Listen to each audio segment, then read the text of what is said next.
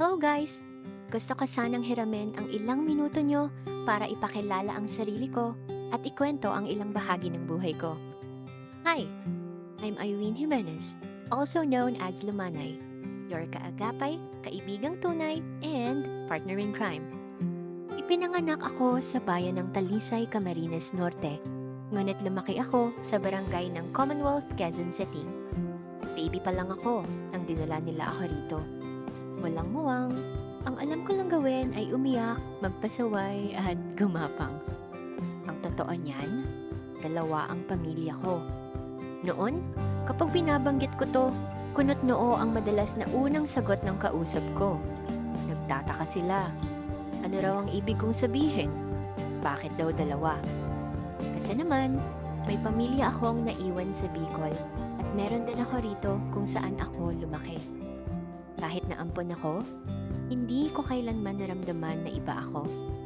Nahiwalay man ako, hindi rin naman naputol ang ugnayan ko sa pamilya ko sa Bicol. Mahal ko silang pareho at malaki ang pasasalamat ko dahil kung hindi kina mommy at daddy, hindi ko makikilala ang mga kaibigan ko nung high school at college, mga kaibigan sa gaming world, art and music scene, pati na rin ang mga importanteng tao sa buhay ko ngayon. Hindi ko sila makikilala kung wala ako rito.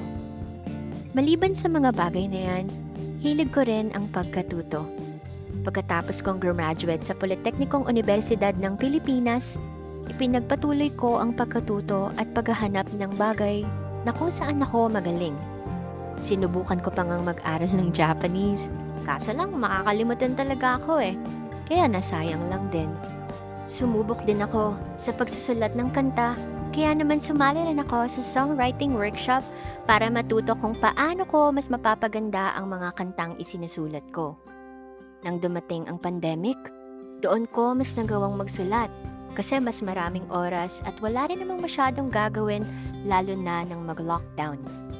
Kaso lang, kahit pala anong dami ng oras na meron ka, kung tatamaan ka ng lintik, wala ka rin talagang magagawa kundi hilingin na sana matapos na ang lahat. Pero heto tayo. Kahit na maraming naging pagsubok sa mga nakaraang taon, okay lang. Kasi marami rin namang mga bagay ang dapat ipagpasalamat. Kahit na maliliit na tagumpay, kapag pinagsama-sama mo ang lahat ng yan, nagiging malaking bagay. Kaya patuloy lang. Maraming salamat nga pala sa CVAP kasi hindi ko magagawang iparinig pang lalo ang boses ko kung hindi dahil sa inyo. Maraming salamat sa mga bagay na itinuro nyo. Ayun lang. Again, I am Lumanay, your kaagapay, kaibigang tunay, and partner in crime. Till next time, I'll see you again guys. Bye-bye!